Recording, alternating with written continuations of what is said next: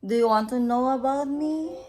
Oh, let's me talk about my daughter when she's in school. From kindergarten, you know what she's experienced here? Someone throw sand to her head. Too much sand. When I'm coming to pick her up, she is crying under the what do you call that? Under the Rochi vein is like a slide. She's crying, and you know she is only 8 months that time. I expect that I leave my daughter there. She's okay. She's safe. But honest is, I feel mad. Yes, I'm mad. Why? I saw my daughter situations like that. The they live outside without adults, and then some kids throw sand to her head.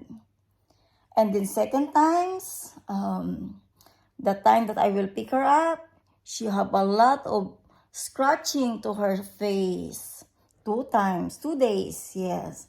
And the last is, not the last, third times, someone throw sand to her eyes. That, she is crying after school. They try to wash and remove, but not all of the sand is, removed. It's still there. 4 times, they bullied her in school. They make me more irritating. That's what my daughter experienced when she's in school. Grabe na.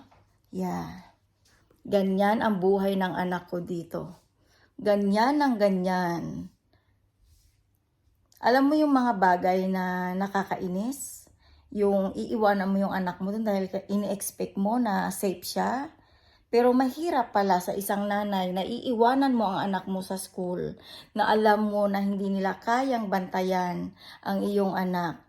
Hindi ko alam kung nananadya ba sila. I think they need to do that to make me irritating, or they need to do that because they want to try me if I'm nice. Being a mom, it's not for fun for me to see my daughter that she's suffering, that her eyes there's sun. Yeah, not funny, right? But that's true.